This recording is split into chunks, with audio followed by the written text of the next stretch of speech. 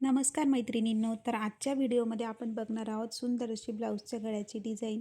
तर त्यासाठी बघा मी अस्तरच्या कपड्यावर इथे पाठीमागच्या भागाची कटिंग करून घेतलेली आहे.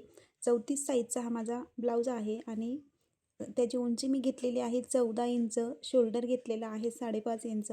मोंडा पण मी 5.5 इंचाचाच घेतलेला आहे आणि गळा घेतलेला आहे 10 इंचाचा आणि शोल्डरची जी पट्टी आहे ती 3 इंचाची घेतलेली आहे आणि अशा पद्धतीने गळ्याचा आकार दिलेला आहे.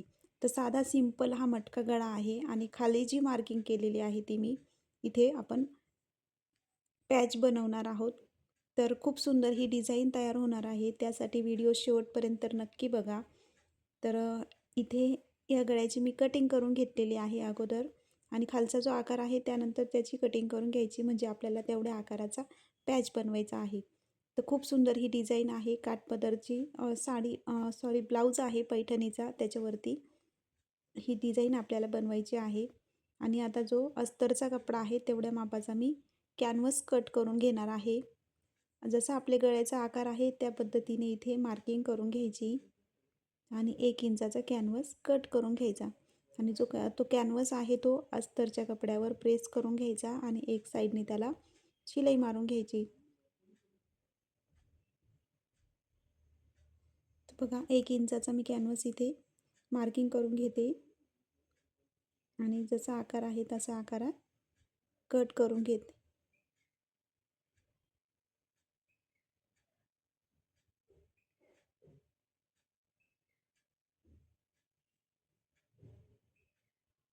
बघा हा कॅनव्हास आहे तो अस्तरच्या कपड्यावर प्रेस करून घ्यायचा आणि आता हा माझा जो ब्लाऊज पीस आहे तो बघा अशा पद्धतीने आतल्या बाजूने त्याला अस्तरचा कपडा जॉईन करून घ्यायचा, म्हणजे त्याला शिलाई मारून घ्यायची पूर्ण.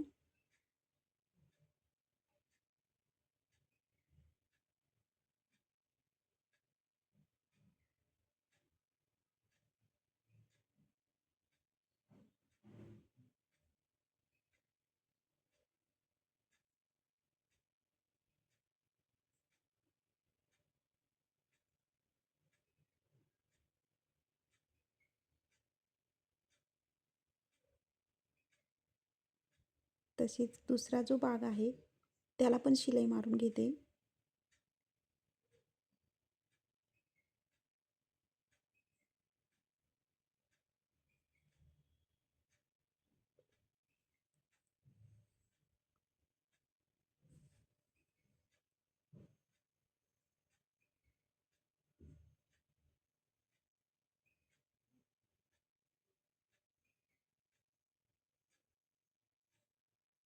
शिलाई मारून झाल्यानंतर जो एक्स्ट्राचा कपडा आहे तो आपल्याला कट करून घ्यायचा आणि त्याच्यानंतर आपल्याला कॅनव्हासने गळ्याचा आकार देऊ, म्हणजे गळा शिवून घ्यायचा आहे प्रॉपर.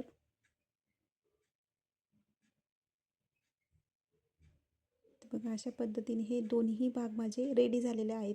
आता जो कॅनव्हास आपण कट करून घेतलेला होता तो मी प्रेस करून त्याला शिलाई मारून घेतलेली आहे. एक साईडने आत फोल्ड करून घ्यायचा, म्हणजे बघा अशा पद्धतीने ठेवून त्याच्यावरती शिलाई मारून घ्यायची.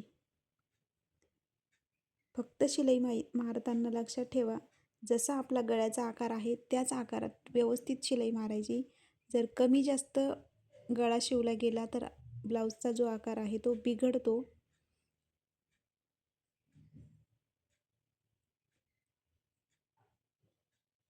बघा आतमध्ये फोल्ड करण्या अगोदर त्याला छोटे छोटे कट्स मारून घ्यायचे, म्हणजे तो व्यवस्थित आतमध्ये फोल्ड होतो.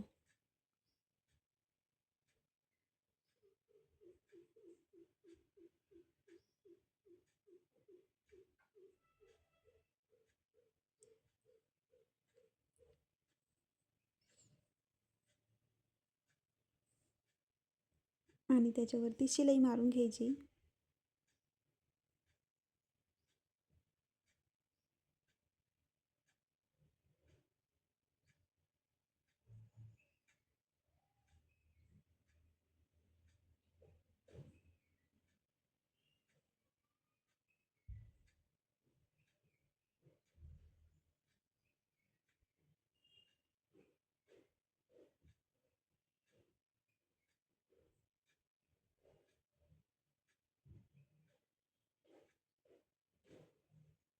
बघा एक साईडचा हा रेडी झालेला आहे. तसाच आपण दुसऱ्या साईडचाही भाग तयार करून घेणार आहोत.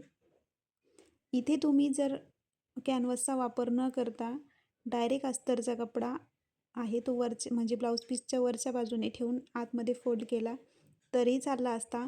पण जी कॅनव्हसनी ब्लाऊजला फिनिशिंग येते ती येत नाही. तर लक्षात घ्या, जेव्हा पण आपण डिझायनर ब्लाऊज शिवतो त्यावेळेस कॅनव्हसचाच वापर करावा.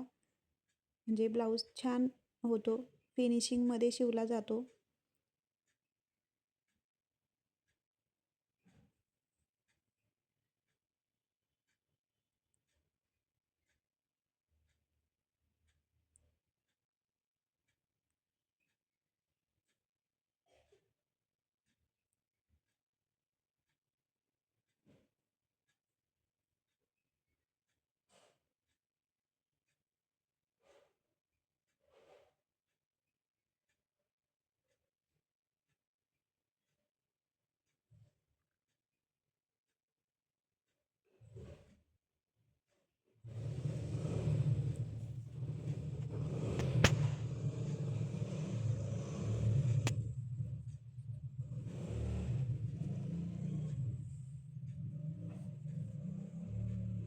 हे बघा अशा पद्धतीचे हे दोन्ही माझे इथे बघा तयार झालेले आहे. आणि आता हा जो अस्तरचा पॅच आहे त्याचा आपल्याला काठापासून पॅच तयार करायचा आहे.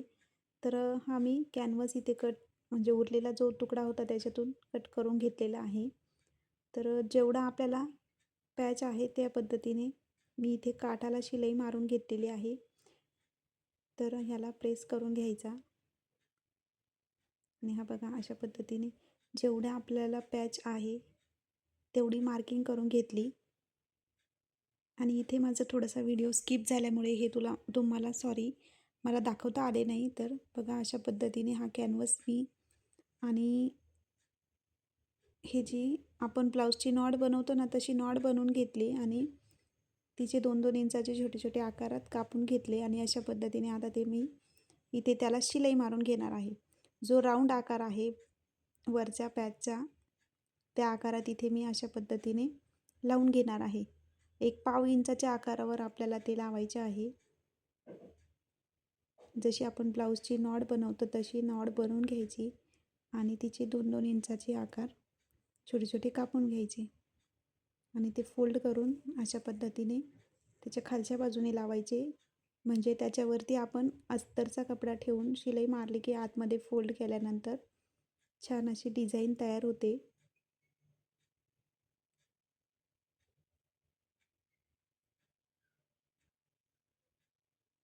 जिथपर्यंत आपण मार्किंग केलेली आहे तिथपर्यंतच लावणार आणि एक्स्ट्राचा जो कपडा आहे तो आपल्याला शिलाईसाठी लागणार आहे. म्हणून जेवढा आपलं जो अस्तरच्या कपड्याचा पॅच होता त्याच्यापेक्षा जास्त घ्यायचा, म्हणजे आपल्याला जेवढी शिलाई आतमध्ये जो एक्स्ट्राचा कपडा लागतो त्यासाठी लागतो. बघा हा अस्तरचा कपडा आहे त्याच्यावरती मी अशा पद्धतीने ठेवून त्याला शिलाई मारून घेणार आहे.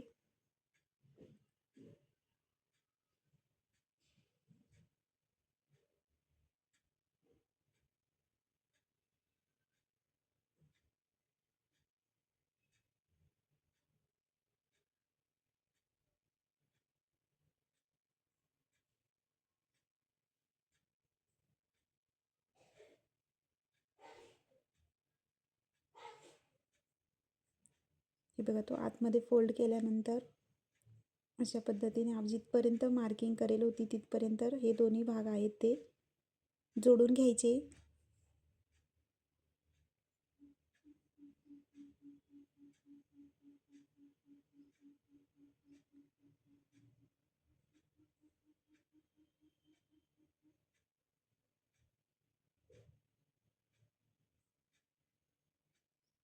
हे बघा अशा पद्धतीने हा सुंदर अशी डिझाईन इथे तयार झालेली आहे आणि तुम्ही बघू शकता एकदम प्रॉपर दोन्ही साईडचे भाग म्हणजे एकदम मापात लावलेला गेलेला आहे तो पॅच. आणि त्याच्यावरती आता मी ही लेस लावणार आहे, स्टोनची लेस आहे. तो काठ आपला कॉपर कलरचा आहे त्याच्यामुळे मी इथे लेसही कॉपर शेडचीच घेतलेली आहे. आणि ही स्टोनची लेस असल्यामुळे लावताना थोडा काळजीपूर्वक लावायची, नाहीतर आपली मशीनची सुई तुटते.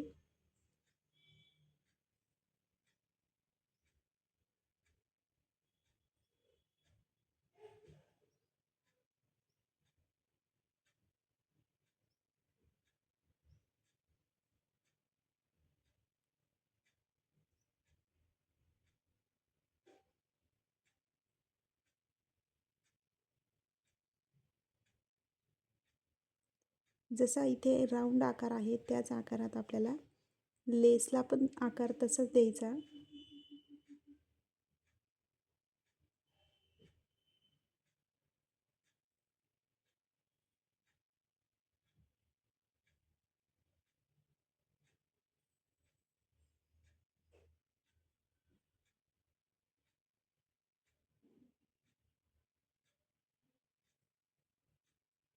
आणि खालचा जे एक दोन स्टोन आहे ते काढून घ्यायचे, कारण आपल्याला इथे कमरेचा जी पट्टी आहे ती लावायची आहे. आणि वरचा पण एखाद दोन काढून घ्यायचा, म्हणजे आपल्याला शोल्डर जोडताना काही प्रॉब्लेम येत नाही. जशी एक साईडने आपण लेस लावली तशीच ही दुसऱ्या साईडने पण लावून घेणार आहोत.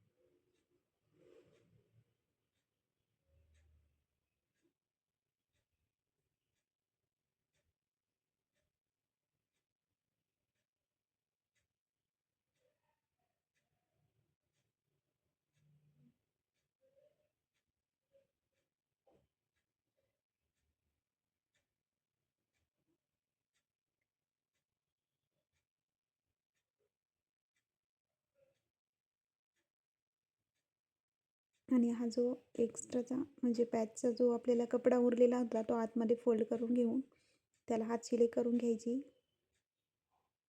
म्हणजे ज्याचे धागे निघत नाही. आता मी टक्स टाकून घेते पाठीमागच्या साईडचे.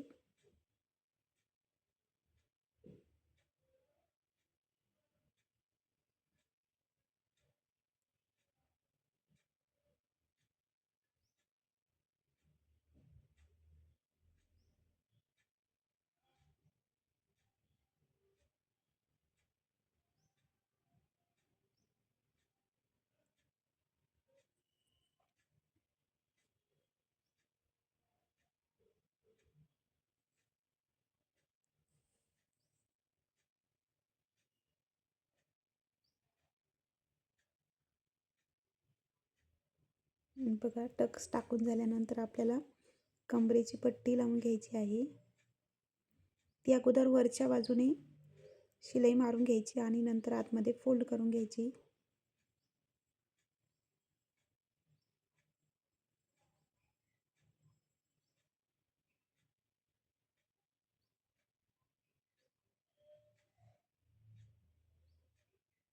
त्याच्यावरती नेहमी दाब शिलाई देऊन घ्यायची, म्हणजे व्यवस्थित बसते ती.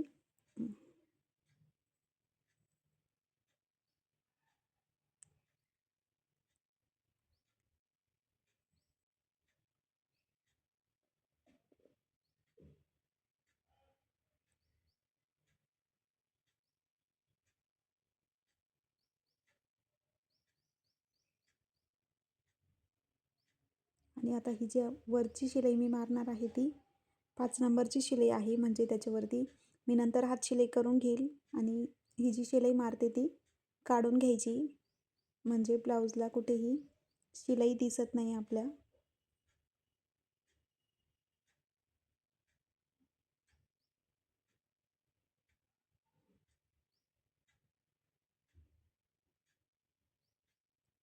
हे बघा, अशा पद्धतीने हा इथे गळा तयार झालेला आहे. आणि आता जी खालची जी इथे डिझाईन आहे तिथे आपण मोती लावणार आहोत.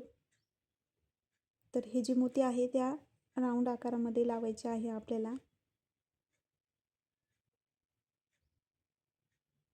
खूप सुंदर ही डिझाईन तयार झालेली आहे आणि तुम्हाला आवडली असेल तर कमेंट करून नक्की सांगा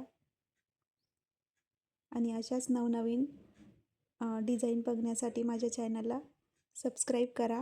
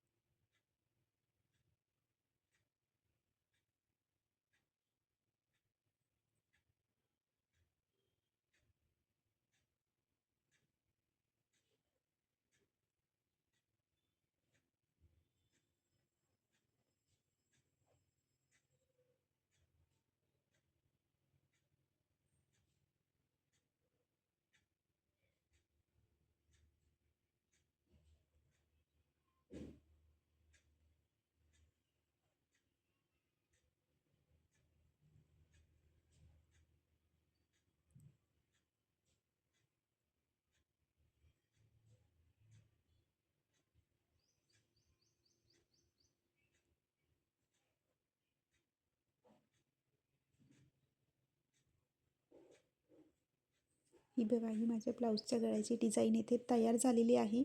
तुम्हाला कशी वाटली ती कमेंट करून नक्की सांगा आणि व्हिडिओ आवडला असेल तर लाईक करायला विसरू नका.